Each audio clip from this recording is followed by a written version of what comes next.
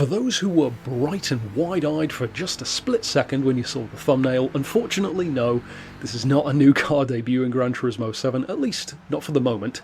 I definitely think it could be though, hence why I'm making this video. For those who are unfamiliar with my re-reviews within Gran Turismo 6, it has been a long time since I did any of these, and I mostly did them before Gran Turismo 7, because the whole point was I went back to Gran Turismo 6 to take a look at the cars which I believed had the best chance of coming back.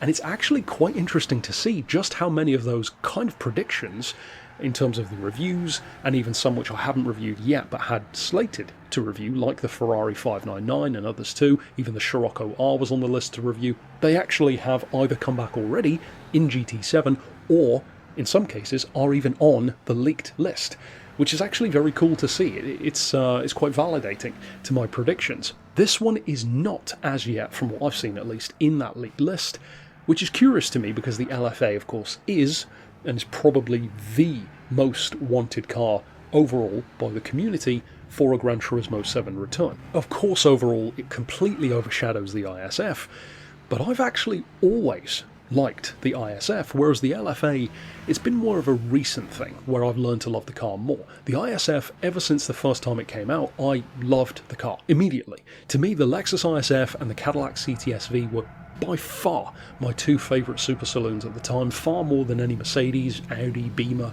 or anything else. They were just the two less obvious choices that were doing really interesting things, and this came from a time when Lexus just overall had some really cool but strangely always undervalued cars. The ISF probably had the most recognition.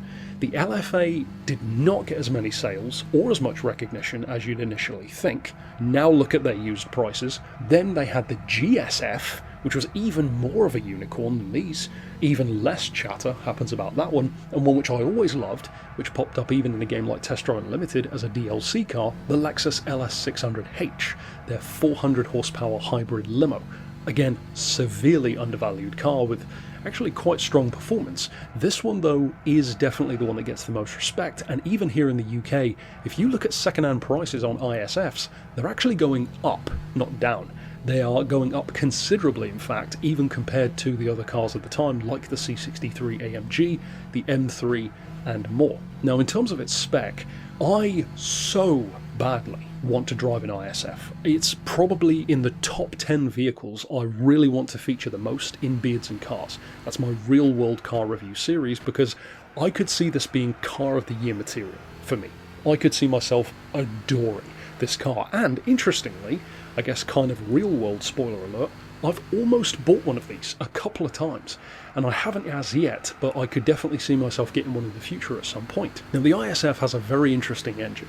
It's a big V8, but it's naturally aspirated, no turbos, no superchargers, and even though it doesn't have quite as much torque as I would typically like, it has some very impressive numbers, certainly for its time, but even by today's standards, it still sounds pretty good. 5-litre V8, like I said, naturally aspirated, 417 horsepower is not bad at all. That's about the same as like a Vauxhall VXR8 of the time. 373 foot-pounds of torque, so not quite as torquey, but incidentally, that's still more torque than something like a Maserati Quattroporte, which is about 340 pound-feet.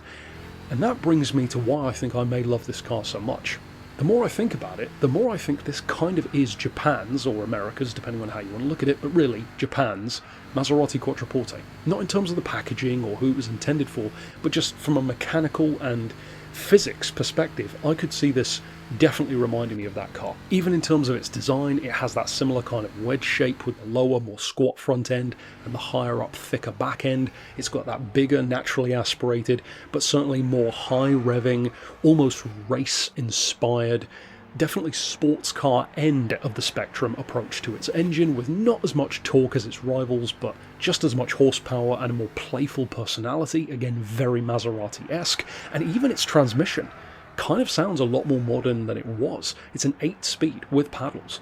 That sounds like something you could expect from a car today, let alone back when it came out. The ISF, I believe, was very far ahead of its time, and the only thing which I personally don't like about it in real life is I find that the interior design, because of its IS underpinnings, is a bit meh for a car of this caliber. I like the central, console with the kind of aluminium and the gear shifter, but aside from that, it's a very plain looking interior, and any of you who know me know that I do like flamboyant interior design, hence why I love Maserati.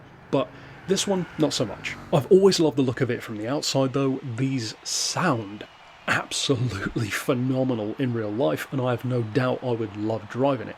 In the game, I find it very interesting that this one hasn't, unless I'm mistaken, been leaked for Gran Turismo 7 yet, because it has so much potential. I could see people loving this car. It definitely has its fans, no way near as much as the Lexus LFA, it has to be said, of course.